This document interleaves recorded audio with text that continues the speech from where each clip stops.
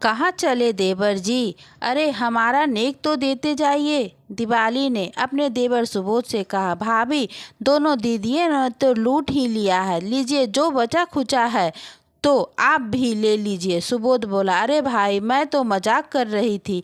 तुम तो मेरे बेटे के समान हो, तुमसे क्या नेक लेना। जाओ, तुम बेफिक्र होकर अपने कमरे में जाओ, आरती भी तुम्हारा बेसब्री से इंतजार कर रही होगी। दिवाली बोली, थैंक यू भाभी, जो आपने मेरे लिए आरती को पसंद किया।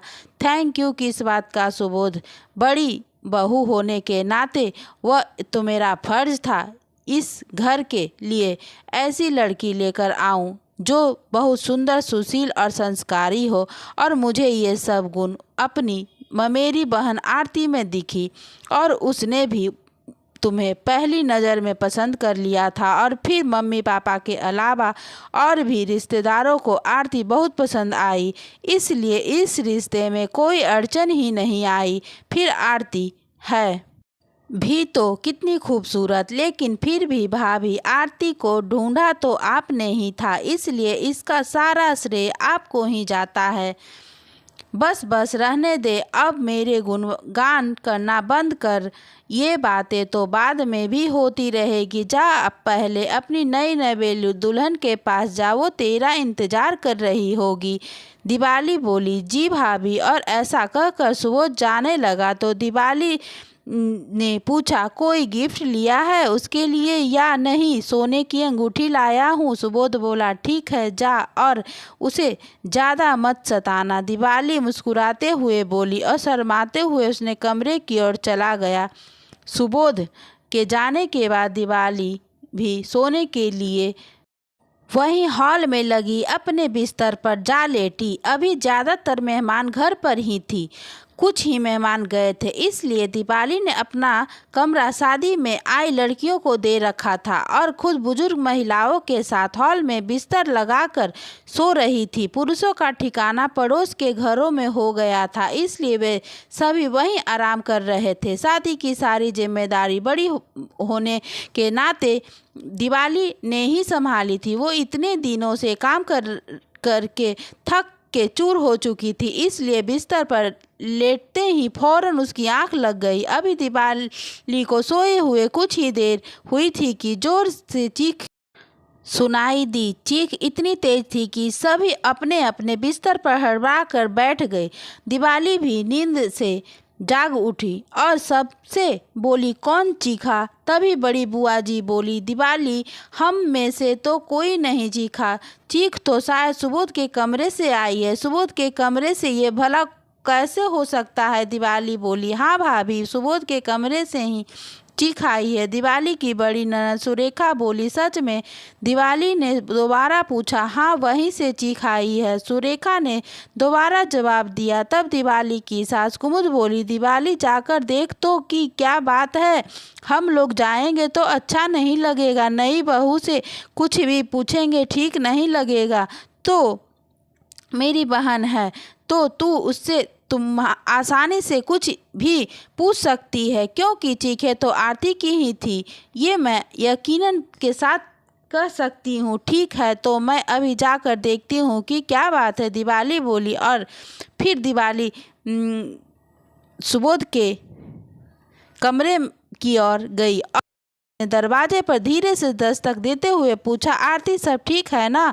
और फिर दीपाली के ऐसा पूछने पर आरती ने दरवाज़ा खोला और दीपाली से लिपटकर जोर जोर से रोने लगी। आरती को रोता देखकर दीपाली बहुत जोर से घबरा गई और उससे पूछा, क्या हुआ आरती, तू रो क्यों रही है? सुबोध, मैं तुमसे कुछ कहा क्या? नहीं दीदी, वे कुछ कह ही नहीं पाए। आरती बोली, तेरे कहने का मतलब क्या है? आरती, साफ साफ बोल, मैं कुछ समझी नहीं। दिवाली ने घबरा कर पूछा, दीदी, जैसे ही उन्होंने मेरा घूंघट उठाया तो बेहोश होकर बिस्तर पर लुढ़क गए, इसलिए डर के मारे मेरी चीख निकल गई। आरती बोली, ये क्या कह रही है तू? दिवाली ने पूछा। हाँ दीदी, उन्होंने मेरी उंगली में अंगूठी पहनाते हुए कुछ बातें की और फिर जैसे ही मेरा घूंघट उठाया तो बेहोश हो गए। आरती बोली, चल मैं जाकर देखती हूँ क्या हुआ है सुबोध को। दिवाली बोली और फिर दिवाली सुबोध के पास गई और पानी की बूंदें उसके चेहरे पर डालकर उसे होश में लाने की कोशिश करने लगी, लेकिन सुबोध होश में नहीं आया। तो वो भागते हुए हॉल में गई और फौरन टेलीफोन करके डॉक्टर साहब को बुलाया। इसके बाद घर के सभी लोगों को बताया कि सुबोध बेहोश हो गया है। तो सभी भागकर सुबोध के कमरे में पहुंचे। थोड़ी देर में डॉक्टर साहब अपने स्कूटर से वहां आ पहुंचे और उन्होंने सुबोध का इलाज शुरू किया और कुछ देर बाद सुबोध होश में आ गया। तब डॉक्टर साहब बोले, शायद शादी की थकावट से ऐसा हुआ होगा, इन्हें आज की रात आराम करने दीजिए, कल तक ये बिल्कुल स्वस्थ हो जाएंगे।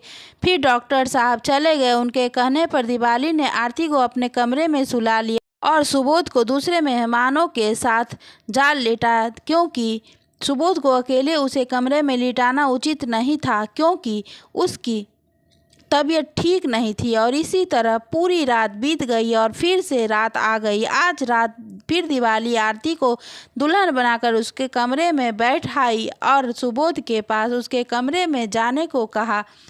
और दिवाली रात पहली रात की तरह सुबोध फिर आरती के पास पहुंचा और फिर से वही चीख सुनाई दी और आज फिर से सभी डर गए। दिवाली फिर कमरे में पहुंची तो आज भी वही हाल था। सुबोध फिर बेहोश था और फिर डॉक्टर साहब को बुलाया गया, लेकिन इस बार डॉक्टर साहब ने कहा कि सुबोध के बेहोश होने की वजह थकावट नहीं है, आप इन्हें किसी साइकास्ट्री को दिखाइए, वे ही इनकी बीमारी के ठीक ठाक वजह बता पाएंगे। ये बात सुनकर वहाँ मौजूद मेहमानों के बीच खुसुर फुसुर होने लगी। वे आपस में कहने लगे कि हो ना हो ये कोई ऊपरी चक्कर है या दुल्हन ही किसी रूप प्रेत को अपने साथ ले आई है, तभी ऐसा हो रहा है। वो रूह इन दोनों का मिलन ही नहीं होने दे रही है। दिवाली ने ये सब सुनकर तो सबसे बोली, शांत रहिए आप लोग, ये बात बेसिर पैर की बातें कर रहे हैं आप लोग। कल ही हम लोग सुबोध को किसी साइकेस्ट्री को दिखाते हैं, सारी बातें पता चल जाएगी कि क्या बात है। दूसरे दिन सुबोध और उसके भैया प्रमोद डॉक्टर के पास दिखाने पहुंचे। डॉक्टर ने पूछा और सुबोध ने सब कुछ साफ साफ बता दिया कि अभी उसकी उम्र केवल 23 साल है, ना उसका पहले किसी लड़की के साथ कोई अफेयर था, ना ही कोई शारीरिक संबंध। उससे तो पहले ही मन में सोच लिया था कि वो अपने घर वालों की पसंद से ही शादी करेगा। अब डॉक्टर को पूरी बात समझ में आ रही थी और उन्होंने आरती को भी अपने पास बुलाने की कहा। और जब डॉक्टर साहब आरती से मिले तो उन्हें पूरी बात ठीक तरह से समझ आ गई थी, क्योंकि आरती बहुत ही ज़्यादा खूबसूरत थी, सुबोध से कई गुना खूबसूरत। और फिर डॉक्टर साहब सबसे बोले, सुबोध को विस्ट्राफोबिया या कैलिंगनीफोबिया हुआ है, इस बीमारी में होता है क्या डॉक्टर साहब? सुबोध के बड़े भाई प्रमोद ने पूछा। तब डॉक्टर साहब बोले, इस फोबिया में पुरुषों को खूबसूरत महिलाएं पसंद तो होती है, लेकिन ऐसी महिलाओं से उन्हें डर लगता है। खूबसूरत महिलाओं को देखकर या उनसे अकेले में बात करने के ख्याल से वे बुरी तरह घबराते हैं। इस फोबिया से पीड़ित लोगों को सुंदर महिलाओं से इतना ज़्यादा डर लगता है कि वो ऐसी महिलाओं से मिलने या बात करने के ख्याल भर से ही बुरी तरह से घबरा जाते हैं, कभी कभी तो बेहोश भी हो जाते हैं। इस बीमारी के लक्षण है शरीर बुरी तरह कांपना, अपना दिल की धड़कन बढ़ जाना, सांस लेने में दिक्कत होना, पसीना आना, उल्टी, सर दर्द, रोना और बेहोश हो जाना। कभी कभी तो दिल का दौरा भी पड़ जाता है। तो इसका कोई इलाज? सुबोध के पापा ने पूछा। इस बीमारी का कोई इलाज नहीं है।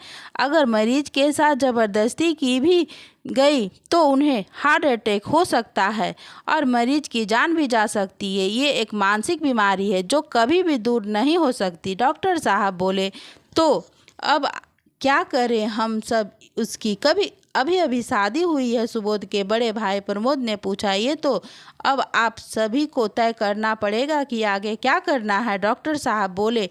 और फिर सभी घर लौट आए।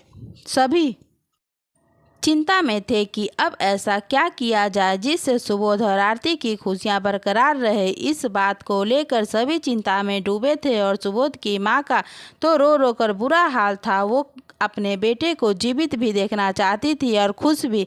बड़े अरमानों के साथ वो आरती को सुबोध की दुल्हन बनाकर लाई थी, लेकिन अब उन दोनों की खुशियों को नज़र लग चुकी थी। आरती ने सभी को रोते रोते अपना फैसला सुनाया कि वो सुबोध से तलाक लेगी। ऐसी शादी को जोड़े रखने का कोई मतलब नहीं जिसमें उसने पति की जान जा सकती है। वो रोते हुए सबसे बोली, मैंने ये फैसला अपने दिल पर पत्थर रखते हुए लिया है। मैं भी सुबोध जी से अलग नहीं होना चाहती।